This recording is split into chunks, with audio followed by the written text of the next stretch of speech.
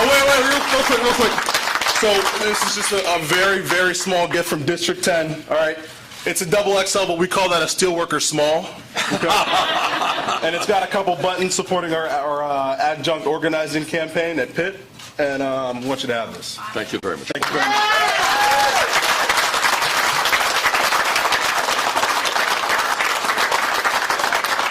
Let me thank Mike and Scott and Ryan, and thank all of you, not only for being here today, but for your standing up for the working people of this country. I just came back from Wisconsin yesterday. We got a governor there who wants to destroy the trade union movement. Well, I've got some bad news for him. Together we are going to rebuild the trade union movement in this country. Because, as you have just heard, when workers in unions are negotiating good contracts, everybody in this country benefits. An expanded and growing trade union movement is the future of the American middle class. And let me also agree with Ryan, it is time to rethink this war on drugs. Too many lives have been destroyed. When we talk about why the middle class is disappearing, when we talk about why 47 million people are living in poverty, when we talk about why in this country we have more wealth and income inequality than almost any major country on earth, we have got to talk about our disastrous trade policies that have cost this country millions of decent paying jobs. Over the last 35 years, our trade agreements have been rigged by corporate America to shut down manufacturing plants in Vermont, in Pennsylvania, and throughout this country, throw workers out on the street, and move to Mexico, China, and other low-wage countries where workers are paid pennies an hour. Let me just repeat a story I just mentioned to the people behind me a few minutes ago. Back in the early 1990s, when NAFTA was being debated, I went to Mexico to look at the workers there, to meet with workers there who are now doing the work that many workers in Pittsburgh or Vermont had previously done. And when I went to the Maquiladora area in Mexico, what I saw was shiny, state-of-the-art new factories owned by American corporations and European corporations. Beautiful new factories. And I said, I want to meet with some of the workers there, and I want to visit them in their homes. Problem was, I could not visit those Mexican workers in their homes because they did not have homes to live in. They were literally living in cardboard shacks with filthy water running by as their source of water, one electric bulb dangling from someplace. They were making back then, this is the early 1990s, 25 cents an hour. And it became clear to me that trade policy cannot be a policy in which American workers are forced to compete against people making pennies an hour. Now, all of us want to uplift poor people around the world. We can do that without the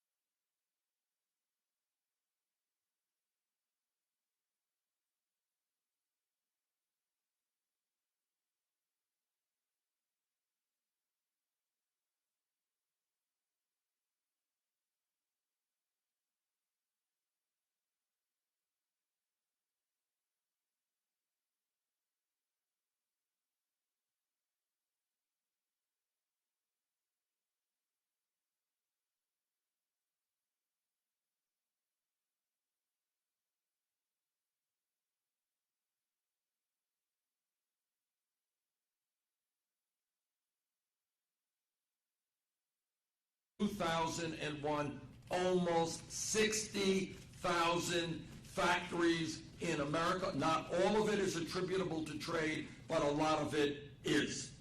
Our trade policy must change. Corporations must start investing in Pennsylvania, in Vermont, throughout the United States, not just searching for cheap labor in every part of the world.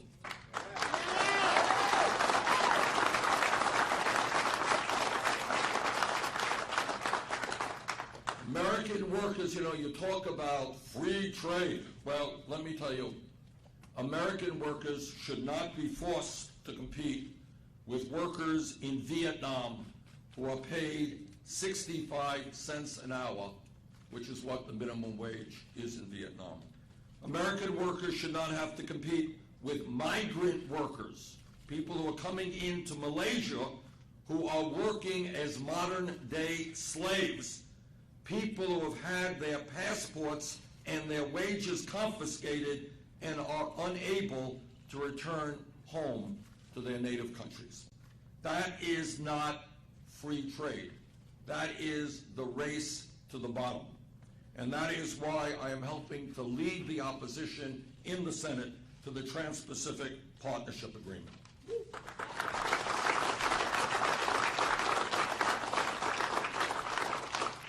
Sadly, as Secretary of State, Hillary Clinton spoke favorably about the TPP some 45 times. In fact, she called it the gold standard of trade agreements. Now she says she has reservations about it, and when a whole lot of people put pressure on her, she decided to oppose it. Well, let me be very clear what I will do if elected president. I will not renegotiate the TPP, I will reject it.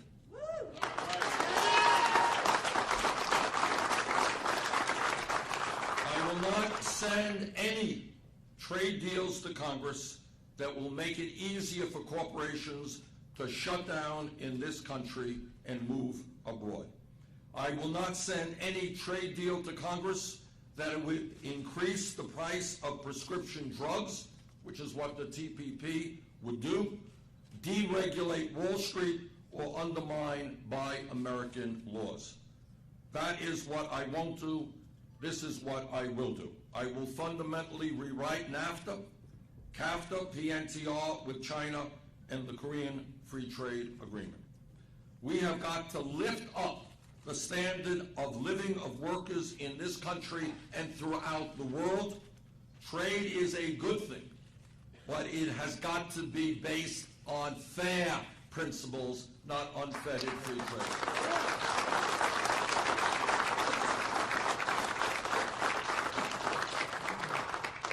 And let me just add a point here, which is not often made. Sometimes when a factory shuts down and hundreds or thousands of workers are thrown out on the street, it is apparent to everybody what a disastrous trade agreement is about. But what is more subtle, what is not often seen, is what we call the race to the bottom. And what that means is that an employer says to a worker, well, listen, you're going to have to pay far more for health care. We're going to have to lower your wages. And if you don't accept that, we're going to move to China or Mexico. Those are your options. Either take a cut in your standard of living or we move abroad. And the result of that is that in industry after industry, many of the new manufacturing jobs and blue-collar manufacturing jobs used to be the gold standard for American workers in this country, middle-class jobs. What is happening now is that many of those jobs are now paying 10, 11, 12 bucks an hour, wages that people cannot live on. So we have got to take this issue head on. What we have got to do is to say that trade agreements have got to work for these people and their families, not just the CEOs of large corporations.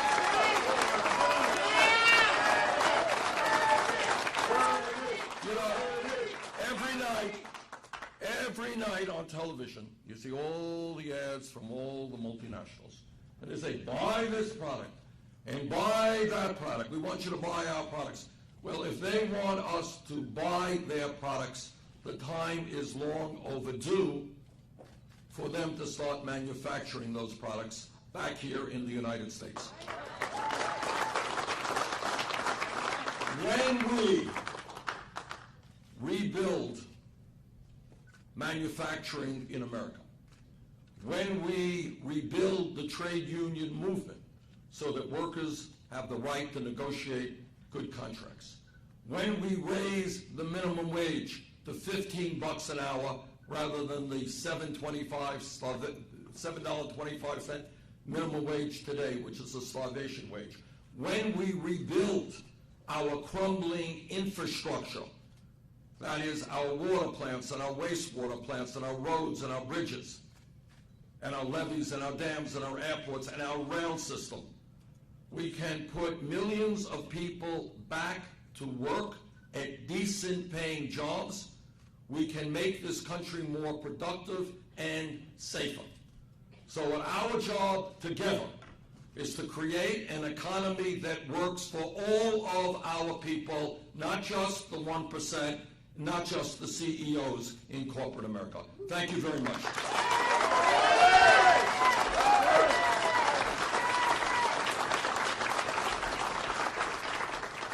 Senator Sanders, you said that you would work to fundamentally rewrite CAFTA and some of the other previous trade agreements. Yep. Can you name any specifics that you would work to institute?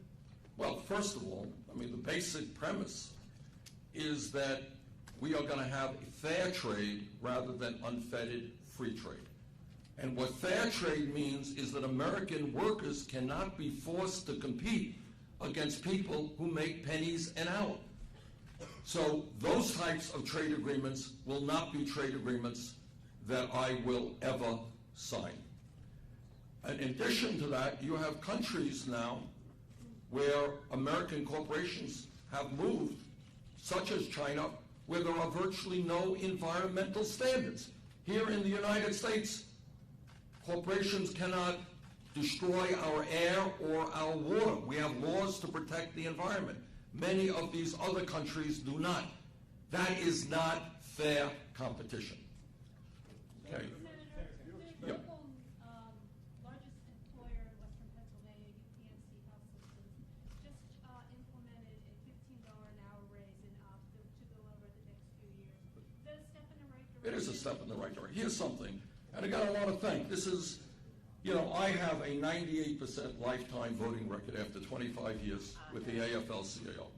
And the reason for that is not only that I come from a working class families and the issues that folks here are talking about are issues that I've been dealing with my whole life, is that when you talk about the $15 an hour minimum wage, who do you think helped create that? Who do you think created that movement? That was the trade union movement. And what the trade union movement did didn't happen by accident.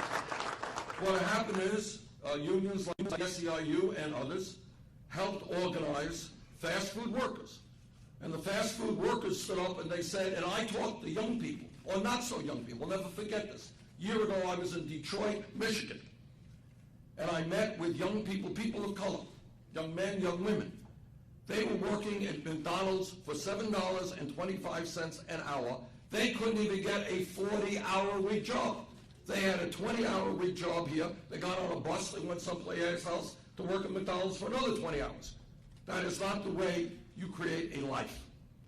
So what happened is that these young people with the trade union movement said, you know what, in America, we are going to create a minimum wage, which is a living wage, not a starvation wage, $15 an hour, plus the right to form a union. We have made enormous progress in the last few years.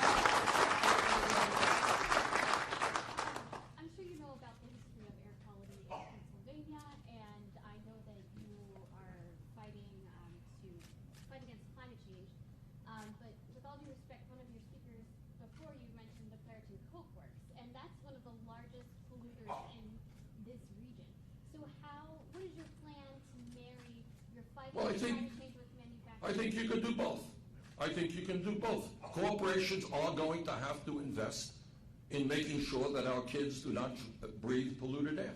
We can do that, but we do not have to destroy the manufacturing sector in this country to do that. Okay. Yeah. A lot of the manufacturing base was basically hollowed out in the 1980s before NAFTA and a lot of the trade agreements were closed. The reasons for that are varied. They have to do with the lack of investment in new technologies. Do you worry that by focusing on trade so much, you risk overlooking some of those trends? And what do you want to do for the workers who get displaced by new automation? Look, here's the bottom line. And you're right. I mean, trade, as I've said many times, is not the only factor, but it is a very significant factor, and that's often underestimated. Here is the bottom line about the economy, and I've got 10,000 people waiting for me in a minute. The bottom line is that in the last 30 years, and we don't talk about this very much, and this gets the media and so forth, there has been a massive transfer of wealth in this country from the middle class and working families to the top 1/10 of 1%. Top 1/10 of 1% has seen a doubling of the percentage of wealth that they own in this country. Today, we are in the absurd situation where the top 1/10 of 1% now owns almost as much wealth as the bottom 90%. We are in a situation where the American worker today is working longer hours than the people of any other country.